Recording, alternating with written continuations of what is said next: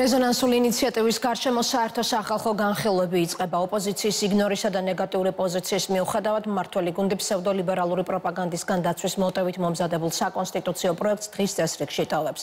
საყოველთაო განხილვების შემდეგ პროცესი უკვე პარლამენტში გადაინაცვლებს.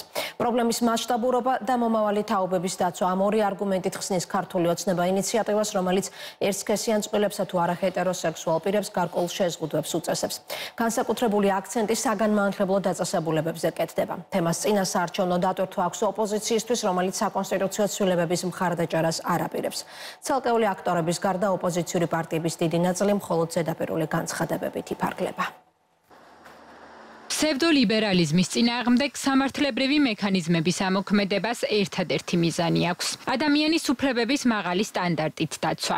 ასეთია მმართველი გუნდისთვის იმ საკონსტიტუციო პროექტის მთავარი პრინციპი, რომელიც ოჯახური ღირებულებებისა და არასრულწლოვანთა დაცვას ეხება. ინიციატივის ავტორები სამართლებრივი მექანიზმების ამოქმედების საჭიროებას ერთის მხრივ, მსოფლიოს არაერთ ქვეყანაში ტრადიციული ღირებულებების ნაცვლად LGBT პროპაგანდის კანონებში ასახვის რისკებით ხსნიან. მეორე მხრივ კი აცხადებენ, რომ საქართველოში LGBT პროპაგანდისთვის უცხოური თანხების მობილიზება ხდება.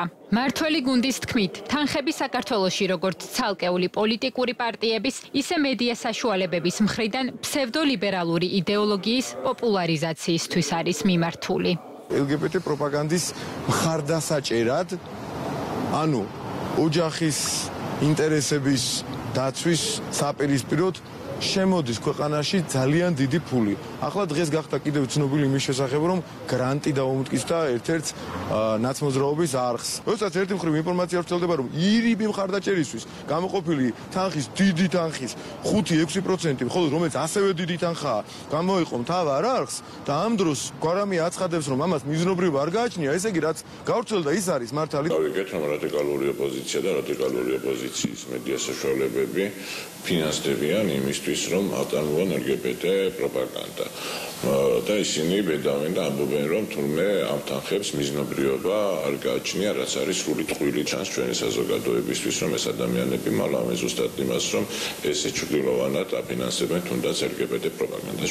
მიუხედავად იმისა, რომ მმართველი გუნდი ფსევდოლიბერალური პროპაგანდის გავრცელებაში, უცხოური დაფინანსების მობილიზებასა და ამ პროცესში ცალკეული ოპოზიციონერების და არასამთავრობო ორგანიზაციების ინტერესებზე მიანიშნებს, ოპოზიციური პარტიები საკითხს პრიორიტეტულად არ მიიჩნევენ და საქართველოში ფსევდოლიბერალური პროპაგანდის გავრცელების რისკებს ვერ ხედავენ. ოპოზიციის ნაწილი ან ამდრომდედუმს, ან მკაფი ოპოზიცია არ დაუფიქსირებია. ცალკეული პარტიები აცხადებენ, რომ განხილვებში მონაწილეობას მიიღებენ და მმართველი გუნდისგან დამატებით არგუმენტებს მოისმენენ. ნაციონალური მოძრაობა და მისი მოკავშირეები კი ამ თემაზე კითხვებს ისევ წინასწარ განსაზღვრული საარჩევნო PR სტრატეგიით პასუხობენ.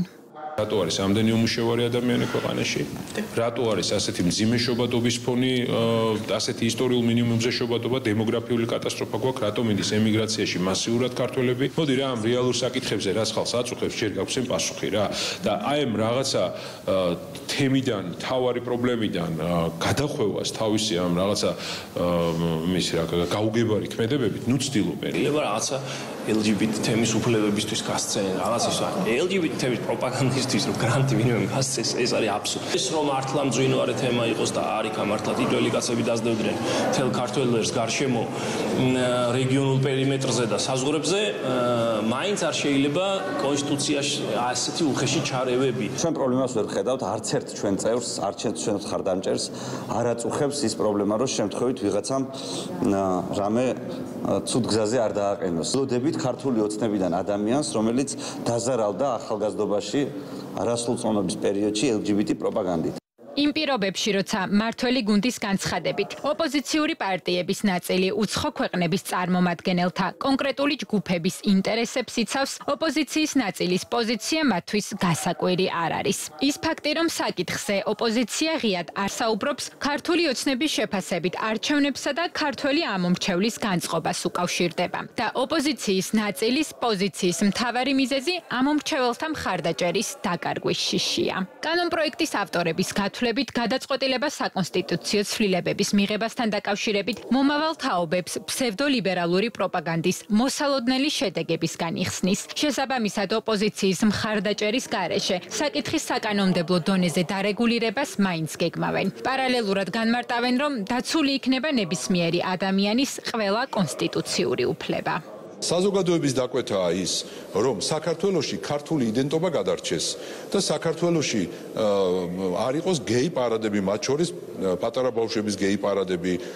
ერთმა ადამიანმა არ ჩაიცვას ქალის და კაცის ფორმა ერთდროულად და არ გამოცხადდეს რაღაც აღლუმები რუსთაველზე და ასე შემდგომ. ამიტომ გამომდინარე აქედან ბუნებრივია ჩვენ ამ კანონპროექტს მივიღებთ და თუ საკონსტიტუციო ცვლილებებზე უარს იტყვის ოპოზიცია, თვითონ მობრძანდნენ ქალმა ჩაიცვას კაცის ფორმა, კაცმა ქალის ფორმა და თქვან რომ ისინი არიან მომხრეები ამ პროპაგანდის, რატო ეშინიათ, რატო არ ამბობენ? შემოდის იდეოლოგია, რომელმაც ბავშვებს სკოლის ასაკში ბაღების ასაკიდან ბავშვებს უნდა უთხრათ, რომ სრულებით არაფერს არ ნიშნავს, რომ ბიჭადან გოგოდ გაჩნდნენ. იფიქრონ იმაზე, რომ ისინი შეიძლება სხვანაირები იყვნენ, ამაში იხარჯება სერიოზული თანხა, შემოდის გრანტები. მე ვფიქრობ, რომ ჩვენი საზოგადოების აბსოლუტური უმრავლესობისთვის ამ პროპაგანდის ახალისება არის მიუღებელი. განსხვავებული ცხოვრების წესის მქონე პირების უფლებები ისევე უნდა იყოს დაცული, როგორც სხვა ნებისმიერი პირის. კონსტიტუციით გარანტირებული უფლებები მათ ექნებათ დაცული. არა მხოლოდ პროპაგანდისთვის, არამედ სახელმწიფო ინსტიტუტების ძირის გამოთხრისთვისაც იყენებდნენ ისინი მედიას და რესურსებს, იყენებდნენ ეკლესიაზე შეტევისთვის. როდესაც გრანტის მიმღები ამ მიზნობრიობას მალავს, ან საზოგადოებას ეუბნება, რომ მე მივიღე გრანტი, მაგრამ არ გეტყვით, რატომ მივიღე ეს გრანტი, ეს ცალსახად, რა თქმა უნდა, არის კანონის უპატივცემულობა.